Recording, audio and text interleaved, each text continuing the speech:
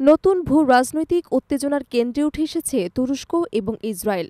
মধ্যপ্রাচ্যে দীর্ঘদিন ধরেই এক উত্তপ্ত অঙ্গন, যেখানে সামরিক প্রতিযোগিতা, ধর্মীয় বিভাজন এবং রাজনৈতিক আধিপত্য বিস্তারের দৌড়ে কোনো শিথিলতা নেই।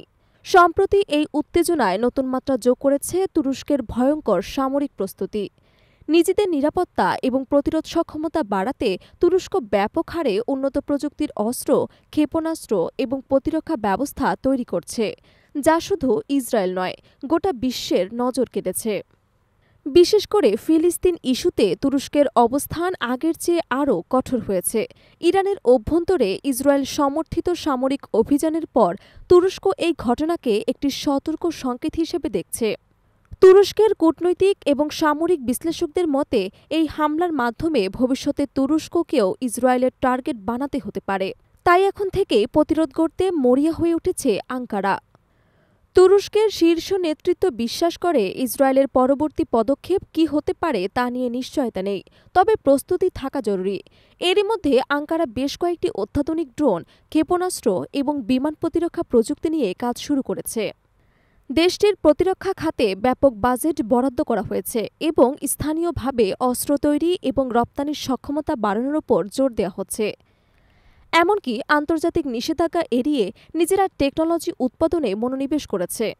অন্যদিকে ইসরায়েলের সামরিক শক্তি দীর্ঘদিন ধরেই আলোচনায়। দেশটি শুধুমাত্র ফিলিস্তিন নয়, ইরান, সিরিয়া, লেবানন সহ আশেপাশের দেশগুলোতে কার্যত একক আধিপত্য বজায় রাখছে। তেল আবিবের সামরিক পদক্ষেপে যেমন কূটনৈতিক সমর্থন রয়েছে, তেমনি রয়েছে পশ্চিমা বিশ্বের নীরব সমর্থন। ইরানে হামলার ঘটনায় যুক্তরাষ্ট্র এবং ইউরোপের অনাগ্রহ তুরস্কের উদ্বেগ আরও বাড়িয়ে দিয়েছে। অনেক তুর্কির রাজনৈতিক এবং বিশ্লেষকদের মতে, পশ্চিমা দুনিয়ার এই নীরবতা ইসরায়েলকে আরও বেপরোয়া করে তুলেছে। তাই তারা আশঙ্কা করছে, যদি ইসরায়েল তুরস্কের সার্বভৌমত্বে হস্তক্ষেপ করে, তাহলে পশ্চিমা দেশগুলো তেমন কোনো জোরালো প্রতিক্রিয়া দেখাবে না।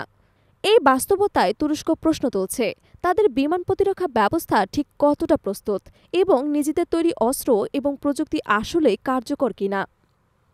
মধ্যপ্রাচ্য যদি নতুন করে যুদ্ধে জড়ানোর আশঙ্কা থাকে, তাহলে তুরস্ককে এখন থেকে প্রস্তুত থাকতে হবে। তুরস্ক মনে করেন, ইরান শুধু একটি রাষ্ট্র নয়, বরং মুসলিম প্রতিরোধ, আত্মমর্যাদা এবং অঞ্চলগত স্থিতিশীলতার প্রতীক। ইরানে হামলা মানেই এই বার্তা, এই অঞ্চলের অন্য শক্তিশালী খেলোয়াড়রাও নিরাপদ নয়।